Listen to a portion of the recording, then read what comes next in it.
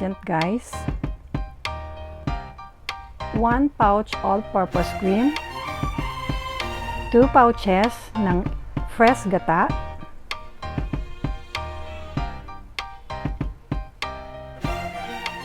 3 tablespoon butter.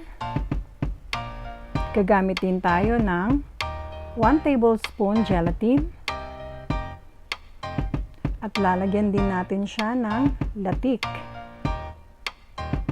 para sa toppings. Pwede din naman ang cheese kung wala tayong latik guys. At para sa sweetener, 2 tablespoon equal gold. Simulan na natin pagluluto guys. Dito ko na siya niluto sa pinaglutuan ko ng latik. Ilagay na natin ang 2 pouches na pressed gata.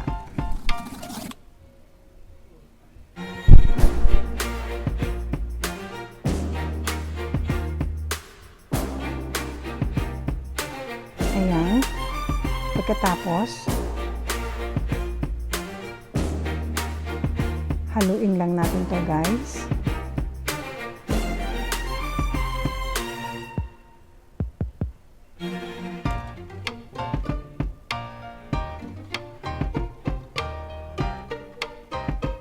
Pag kumulo na, ilagay na natin ang 3 tablespoon na butter.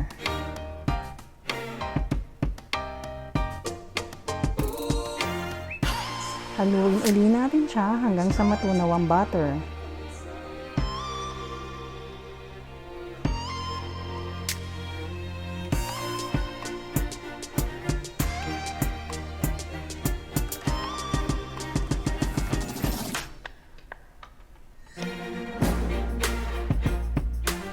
Halo-halo lang guys.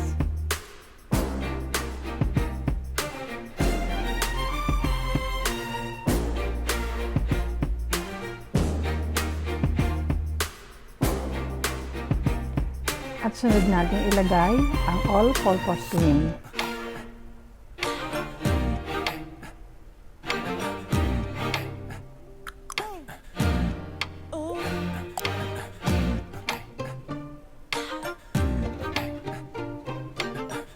Haluin uli natin siya para mag-mix lahat ng mga ingredients.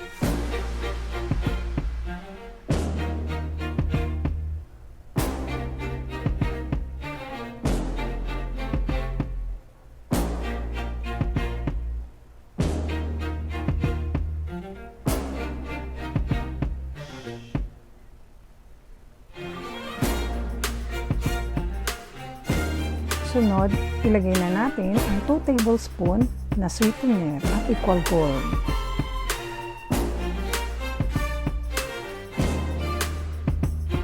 Haluin uli natin siya.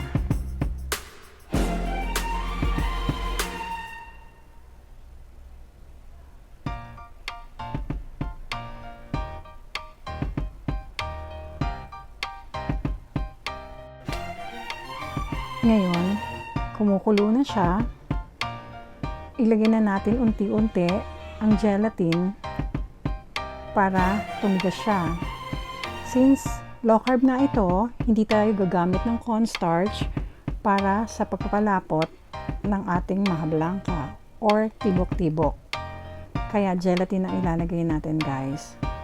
Unti-unti lang nating ilagay para hindi siya mamuo at kailangan haluin para hindi siya magbuo-buo.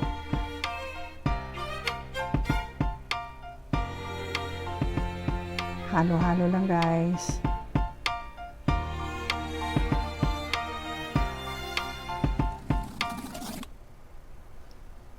Ayan, mukhang okay naman na siya. Kung sa tingin nyo okay na yung lapot ng mahablangka o tibok, nasa sa inyo. Pwede nyo nang patayin ng kalan.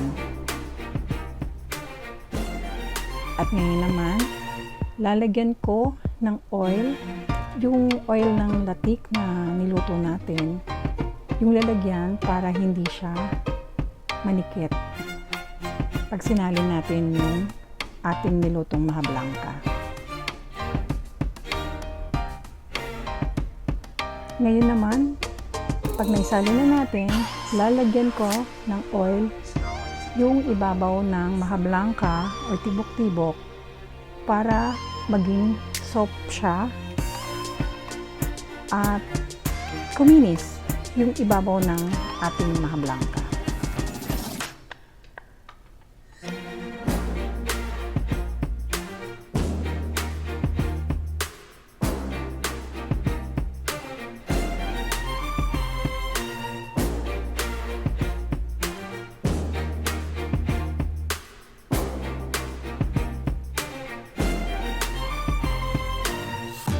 At ngayon naman, ilagay na natin ang toppings natin, ang latik. Ito yung magpapasarap ng sobra doon sa ating maha blanca or tibok-tibok. Mas maraming latik, mas maganda, mas masarap. Pero guys, kung wala naman kayong latik, katulad ng sinabi ko, pwede rin naman ang cheese sa pang-toppings natin ng maha blanca or tibok-tibok.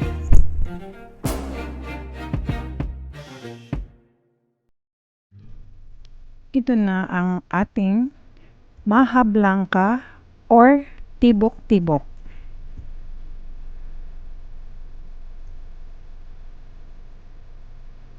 Ito, titikman na natin guys. Siyempre, kailangan may partner tayong coffee sa ating tibok-tibok or maha blanca.